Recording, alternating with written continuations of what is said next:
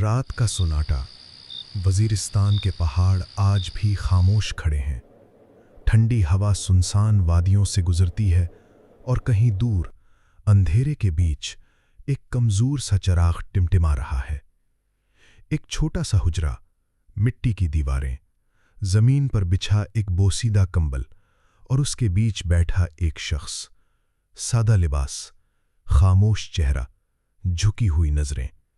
ایسا انسان جس کے پاس نہ کوئی سلطنت تھی، نہ خزانہ، نہ جدید ہتھیار، لیکن پھر بھی برطانوی سلطنت اس کے نام سے کانپتی تھی۔ وہ شخص جسے انگریز خوف سے دی فقیر آف ایپی کہتے تھے اور جسے پشتون آج بھی عزت، محبت اور غیرت کی علامت سمجھتے ہیں، حاجی مرزا علی خان، فقیر ایپی۔ آخر کون تھا یہ شخص؟ کیوں بر صغیر کی سب سے بڑی سامراجی طاقت ایک درویش صفت عالم سے شکست کھا رہی تھی؟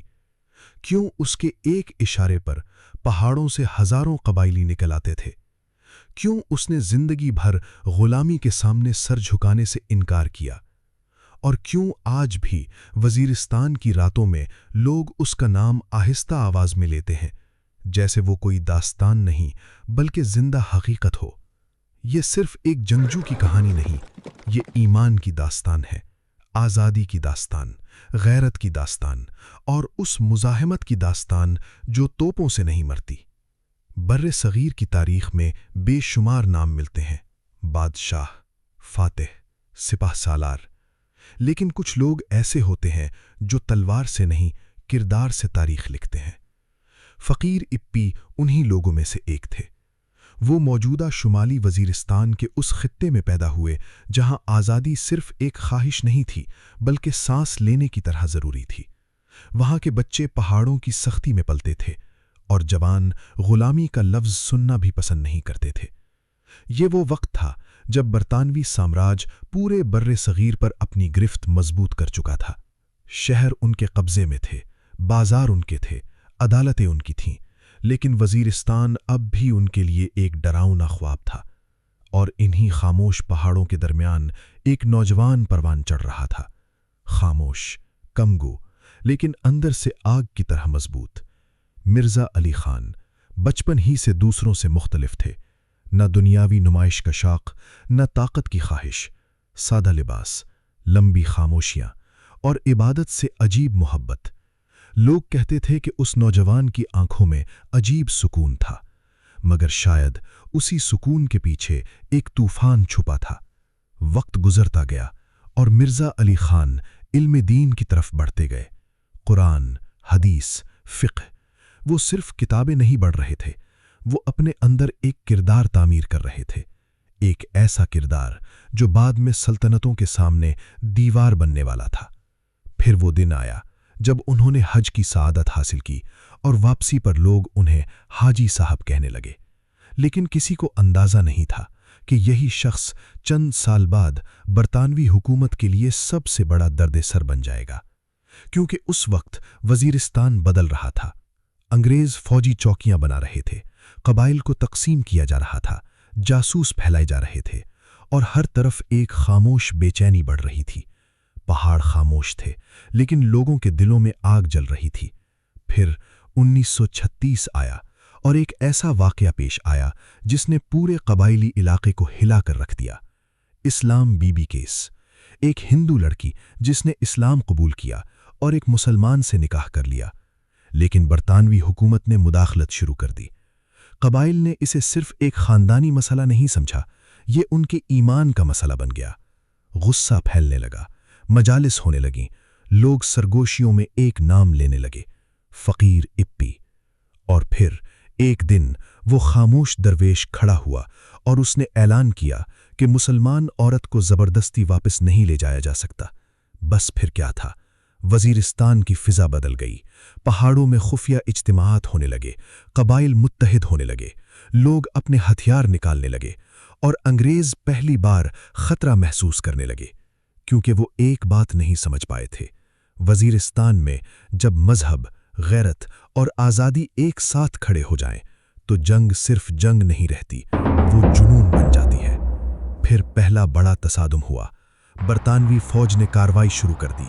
जदीद बंदूकें, तोपखाना, फौजी काफले और दूसरी तरफ पहाड़ों में छिपे कबाइली जंगजू जो रात की तारीकी में हमला करते और फिर हवा की तरह गायब हो जाते।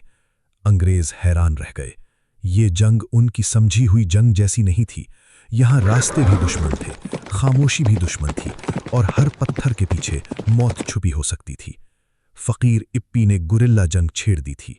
अचानक हमले, रास्तों की नाकेबंदी, पहाड़ी रास्तों का इस्तेमाल। बरतानवी फौज थकने लगी थी, लेकिन वजीरिस्तान नहीं थका। हर हमले के बाद कबाइल का हौसला और बढ़ जाता और फकीर इप्पी का नाम अफसाना बनता जा रहा था। अंग्रेज रिपोर्टों में उन्हें खतरनाक बागी लिखा जाता था, लेकिन कबाइल के लिए वो इज्जत थे, उम्मीद थे और आज़ादी की आखिरी दीवार थे। फिर जंग मजीद खौफनाक हो गई।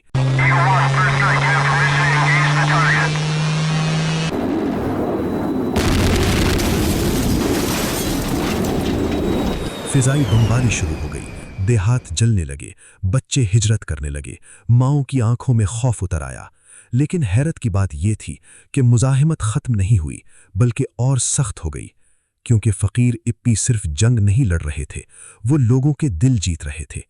वो खुद भी उन्हीं पहाड़ों में रहते, सर्द रातें, भूख, मुसलसल खतरा और हर लम्हा शहादत का इम्कान।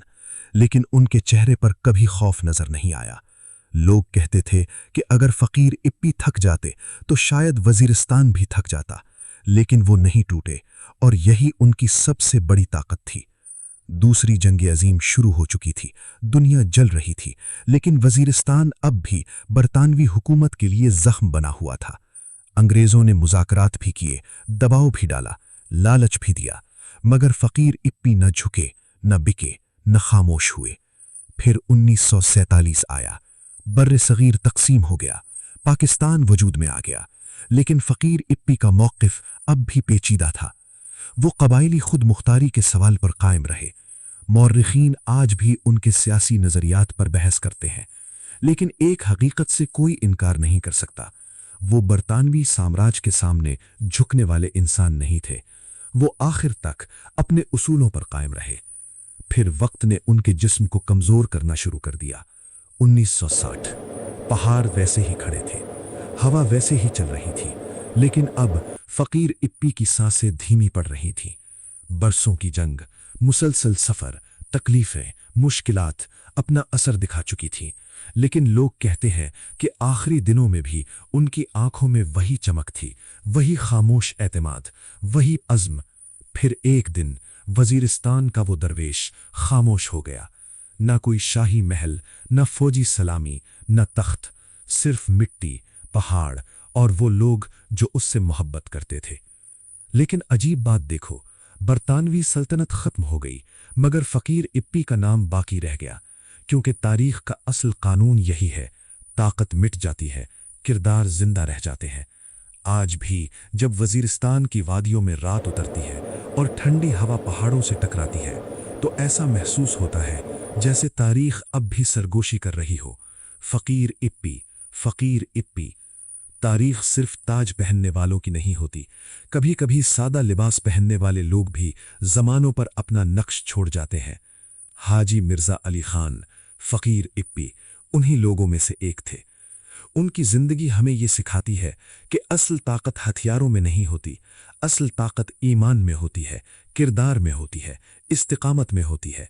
उन्होंने साबित किया कि अगर एक इंसान अपने उसूलों पर डट जाए तो बड़ी से बड़ी सल्तनत भी उसे मुकम्मल तौर पर शिकस्त नहीं दे सकती। और शायद यही वजह है कि आज भी फकीर इप्पी सिर्फ एक नाम नहीं, बल्कि मुजाहिमत, गैरत और आज़ादी की अलामत समझे जाते हैं।